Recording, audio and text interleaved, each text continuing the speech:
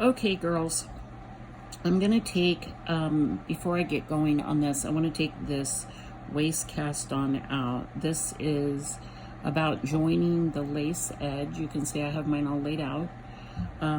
This one's tiny, it's gonna be a pillow, but it being bigger, size doesn't matter in this instance, in that you could have a cloth, or meaning a spa cloth, a washcloth kind of idea, or it could be a pillow, or it could be a baby blanket, or anyway, whatever size. I have counted my points carefully, and I'm ready to join the ends together. To me, this is the right side of the bind off, the side I want to be the public side of my piece. Some people like the braid side, that bit that's facing you when you bind off, and that's fine. Then you just want to turn your piece over and make sure that that's your right side. I prefer what looks like the finish of a ridge of garter stitch, and so I've chosen to make this the right side.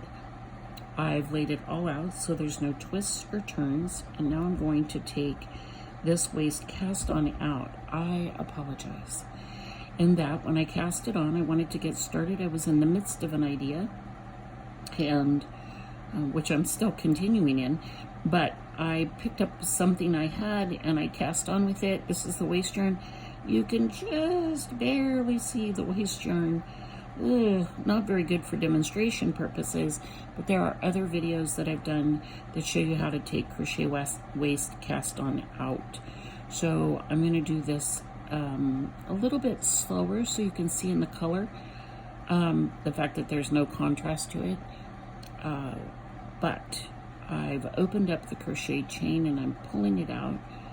There has been some discussion about how there is always one less stitch when you pick up out of the crochet waist chain. When you take it out, there's one less stitch than what you cast on. So if I cast on 6 stitches or 7 stitches, I will only have 6 or 5 now. And that's the reason right there. This downward loop was a stitch that I could work on. Now that I want to go in the other direction, half of it is here and half is on the other end, and that shorts me by 1 stitch. That's just a fact. That's not you did something wrong or you don't know how to take it out or whatever else. So I'm going to put these up onto my needle, and I'm going to pull them out as I do. Sometimes I have to kind of yank. I know, no contrast. See that little tiny loop right there? That's the stitch around the waist yarn. That one doesn't want to cooperate, so I'm going to pull it out like that. Now I need to pull up. There's a little wee one, hold on, down here. When I pick it up, you'll see it. See when I pull up on it, see the loop?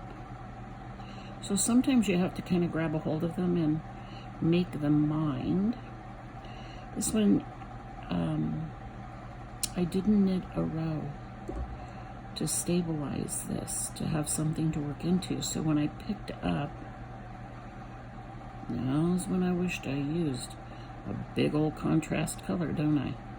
I'm going to cut this end. Scary moment. Not really. I'm going to cut that so I don't have to pull all of that out when I pick up the loops. Pull up. There's my next one is hiding down behind there as well. They've gotten pulled down. I must have pulled hard on it. See when I pull up on the 2 ends how the little loop wants to come up? I can pull that one out. I'm going to pull up on this a little bit harder. There's the next one. Now I can make up that not happy stitch on the end by pulling up and grabbing this one. It makes that end loop become a stitch, except I have to twist it. So I'm going to come into it like that. Then I can just pull it out, and I should have all the stitches that I wanted. Let's count on the other end. I need 6, 2, 4, 6. Oh, I don't even need that one. I didn't have to rescue it. It's just going to relax down. Now, to weave these, I want the bumps facing when I put the needles together with the sides, wrong sides together, no twists. I have no twists. I'm double checking because if you have it twisted, you're going to just get to take it out, and that's just a misery. I'm going to use, if I had left a longer tail, and that's concerning right there. If I had left a longer tail, I might want to use that, but I didn't, and I don't want to use this one because I'm going to knit up with it. So I'm going to cut a little piece. It just means I'll have to weave it in later when I go back. And I'm going to start to weave. Garter stitch weaving starts, I'm going to start on the back needle or the front needle, doesn't really matter. So I'm going to start on the front. You go in as to purl, and then do the same thing on the back as to purl. And this is because it's garter stitch. So the chant is the same on both needles. We want to keep the weaving yarn under the needles. You go into the first stitch as to knit and take it off, as to purl and pull through. Keep the yarn under the needles. You don't have to pull it up tight or tighty. You can come back and do that later. So knitting off, purling on. This is the photo tutorial I sent you from Sunday Knits. This is exactly what she was doing. In those wonderful pictures, she did such a lovely job, and way easier than looking at this as I'm moving and trying to track what's going on. So knit off, purling on. That's what I'm doing all the way. A little like watching paint dry, huh, girls? Knitting off, purling on.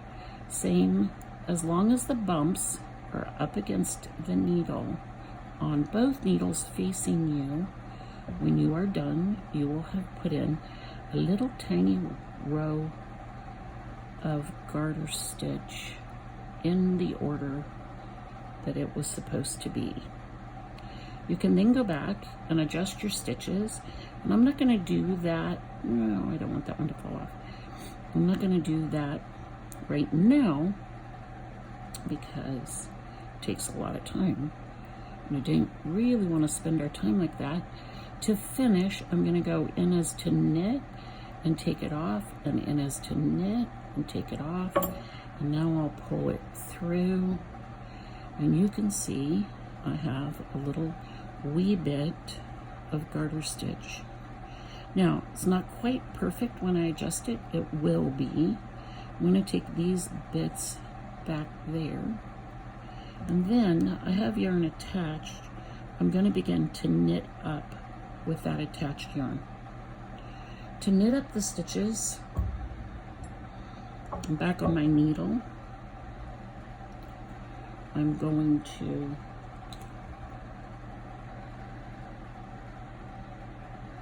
find this little loop. I'm just going to pull it up, take my yarn to the back.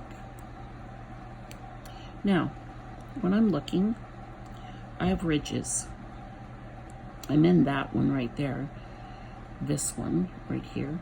Now I'm going to look at the next ridges coming up. You can see them. I've marked what I believe to be the corner stitch in my edging point.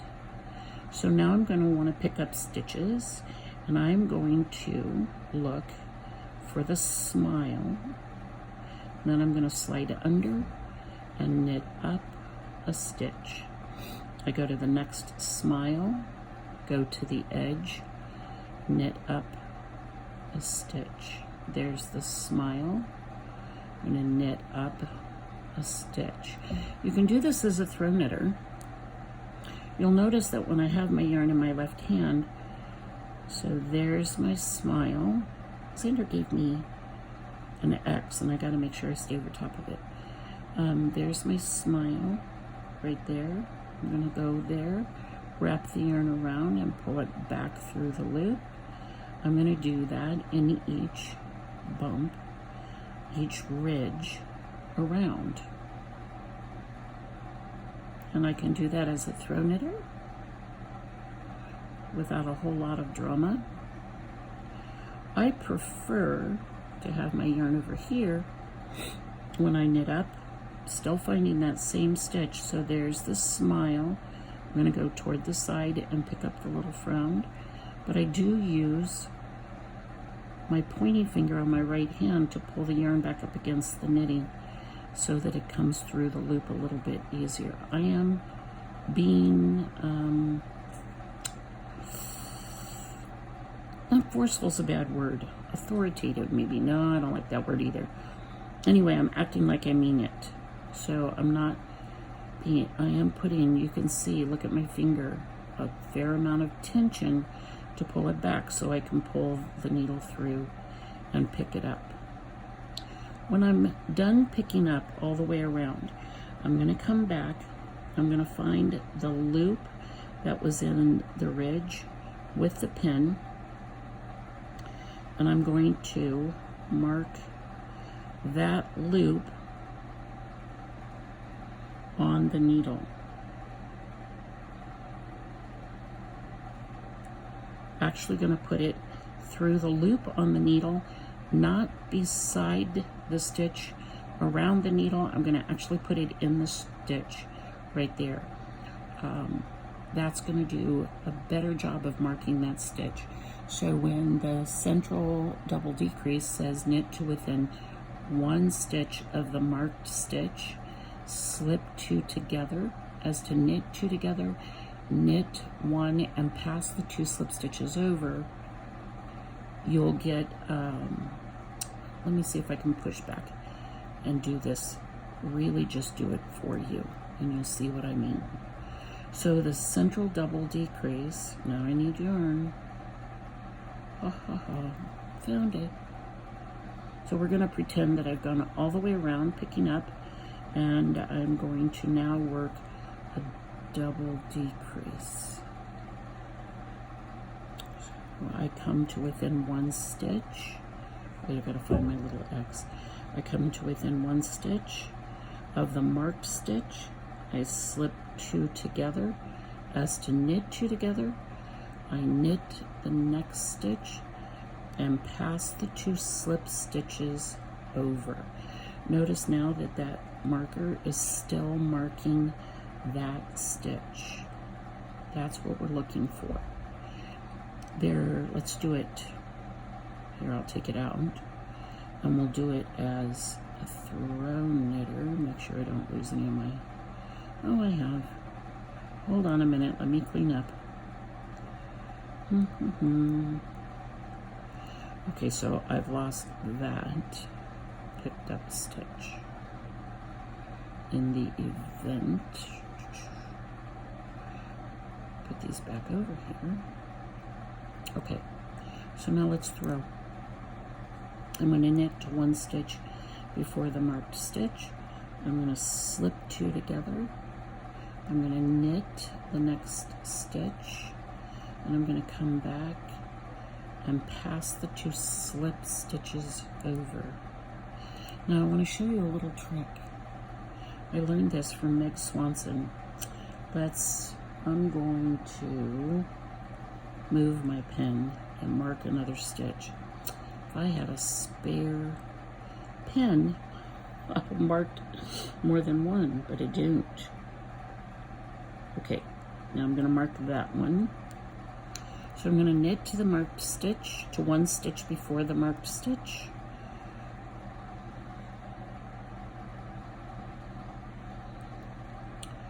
There we go, and one stitch before the marked stitch. I slip two together as to knit two together, and then Meg said, make it kind of like an SSK, and I was like, what? So what that means is I'm going to put, remember in an SSK you slip back in the, anyway, I'm going to put my right needle in the back and my left needle in the front and knit them together. sort of a modified SSK. A modified SSK goes slip, then you go in the back of that one, the front of this one, and knit them together, as opposed to slip, slip is to knit, slip is to, like that. So in this instance, you can do the central chain decrease. If that's the marked stitch, you can slip 2 together, go into the back of the next one in the front of the 2 you slipped, and it's all one motion. That's hugely efficient. On the other hand, if this is crazy making for you, do it in its purest form. I'm going to take these little guys out for a second.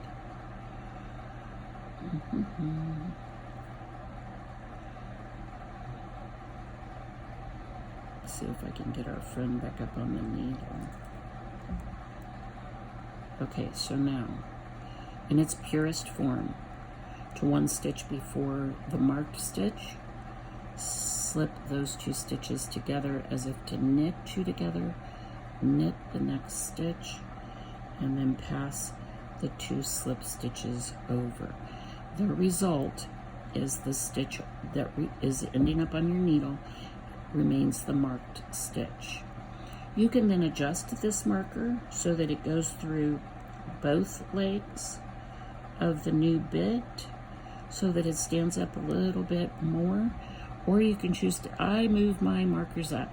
I do, I keep them right up next to the needle. I'll go 3 or 4 decreases and then I'm going to move it up because I want it to be, I don't want to knit past it. I want it to be evident. Okay, girls, I hope this helps. Any questions, let me know. And after we pick up, you have a little bit of garter stitch to do. Knit a row, purl a row.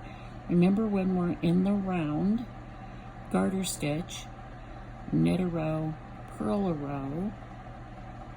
When you're flat, you knit everything. So we're not flat, we're in the round. Knit a row, purl a row to do garter stitch. It is in the first chart, the little dashes are the row that you're going to purl. The knit row has the decrease. All right, girls, have fun.